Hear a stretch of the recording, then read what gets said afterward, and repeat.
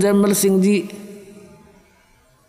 हुए हैं, उन्होंने उनसे नाम लिया, उन्होंने ब्यास में एक डेरा स्थापित कर दिया। वो श्री जयमल सिंह जी के एक श्री सावण सिंह जी संत उनके शिष्य हुए। अब सावण सिंह जी के जो संत शिष्य आगे बहुत से बने, उनमें से एक बिलोचिस्तानी शाह मस्ताना खेमामल जी, जिसने सच्चा सौदा सिरसा के अंदर एक स्थापना कर दी डेरे की। अब देखो श्री सावन सिंह जी के शिष्य तो बताते हैं लाखों की संख्या में थे, लाख के आसपास, उन्हें 1.25 लाख के आसपास बता रहे नाम दिया।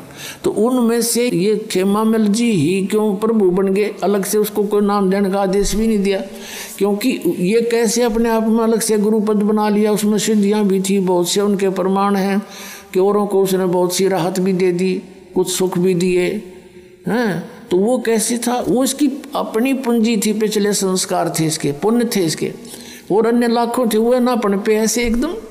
तो ये पिछले संस्कार से ही उसके कुछ थोड़े बहुत पूंजी थी, धन था भक्ति का, वो खत्म हो गया। अंत में इंजेक्शन रिएक्शन से उसकी मृत्यु हुई, वह बैटरी डाउन होगी, पिछले जन्म में चार्ज की हुई। तो ऐसे जीवन व्यर्थ होता है इनका। ऐसे ही आदरणीय गरीबदास जी के पंथ में एक दयालदास, लालदास नहीं, दयालदास नाम के ऐसे भगत थे। वो उनके शरण में आए, किसी संत, गरीबदास जी के ही पंथ के किसी संत से उपदेश लिया। ये पिछले पुण्यकर्मी प्राणी होते हैं, जिस भी किसी ना किसी संत की आड़ अवश्य लेनी पड़ती है, शरण लेनी पड़ती है। मालूम है इनको कि गुरु के बिना कोई भी भक्ति सफल नहीं हो सकती। तो उसने गुरु धारण किया, गुरु धारण करके फिर वो अपने आप अपने मनमुखी तरीका अपना लिया। उसके पिछले पुण्यकर्म अच्छे थे, तो उसने क्या किया, अपना कोई डेरा स्थापित नहीं किया पहले, बाद में किया उसने छुडानी में एक अलग से। तो पहले वो चलता रहा, उसके साथ 500 उसके शिष्य हो गए, या वैसे कोई वो मंडली बनाकर चलता था, साधु संत उसके साथ रहते थे। और उसने एक नियम बना रखा था भी कोई भी संत मेरे साथ जो रहे वो कोई पैसा नहीं रखेगा,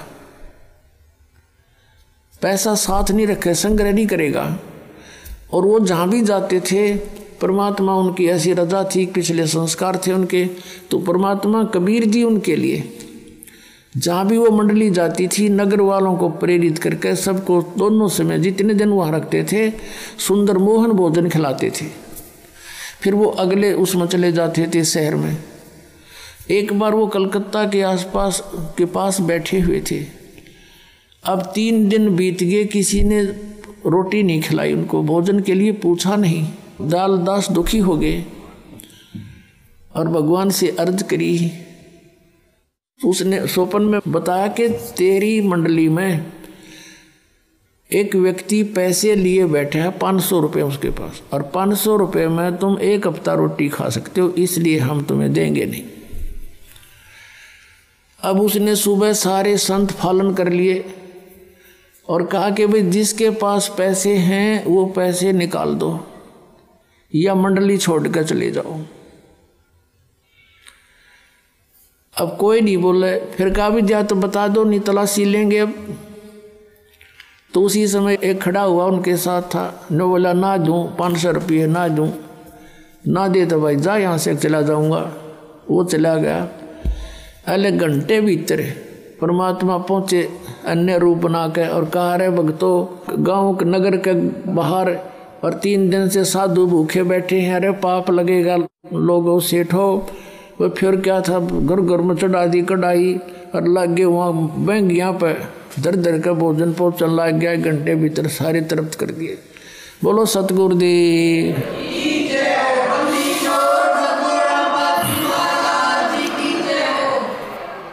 तो पुण्यात्माओं, हम इतना विश्वास कर नहीं पाते भगवान पे।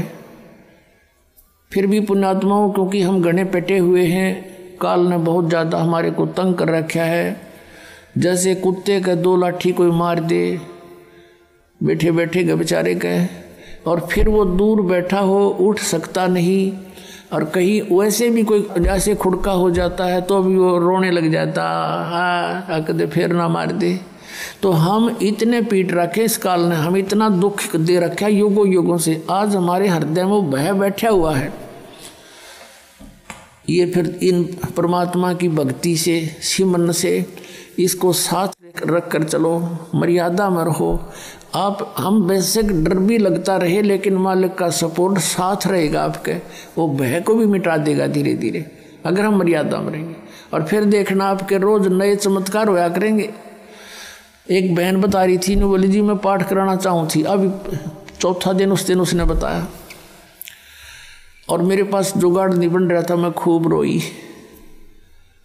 मैंने 1000 रुपये रखे हुए थे अलमारी में, यहाँ चलने के लिए तैयारी की कि चल कुछ तो जमा कराया होंगी, वैसे लिखवा दूंगी।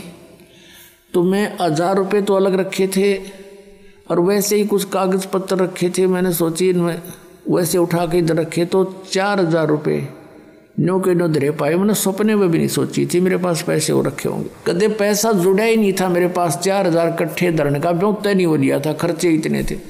तो पुण्यात्मा हमने तो नीत साबित करनी है, सारी सृष्टि का पालन करने वाला 18 लाख व्यक्तियों को एक प्रधानमंत्री नहीं खिला सकता 3 दिन का भोजन जिस तरह परमात्मा ने खिला दिया। फिर यहाँ का राज ने के चाटेंगे हम, जिस परमात्मा ने सतलोक से लाकर यहाँ का नहीं चवन्नी भी ली, आटा भी नहीं लिया इस नकली लोक का, सतलोक से ले आया। तो वहाँ ये भरे भंडार हैं, तो हम वहाँ क्यों नहीं चले? तो हम चलें तो हमने राह नहीं पता था। जैसे राधा स्वामी पंथ है, धन धन सतगुरु पंथ, जय गुरुदेव पंथ, हरियुद्ध नौदाड़ा राधा स्वामी पंथ, ये सारे सतलों की महिमा गाँव है। ये काल के जाल में फंसे हुए 5 नाम काल के जाप करें, बात करें सतलोक जान की, तो ये कैसे जा पाएंगे? विधि ठीक नहीं इनकी। अब विधि ठीक कर लो, सारे चले जाएंगे परमात्मा तक कर रखे। अभी सभी जीव इस सतनाम को प्राप्त करके सतलोक जाएंगे। सतनाम 2 अक्षर का, जिसमें एक ओम है एक तत् है, वो सांकेतिक है। तो कहने का दास का जो भाव था, अब उसी टॉपिक पर आते हैं कि सतयुग त्रेता द्वापर में जो प्राणी अच्छी आत्माएं होती हैं उनको जन्म मिलता है। और वो कौन होती हैं?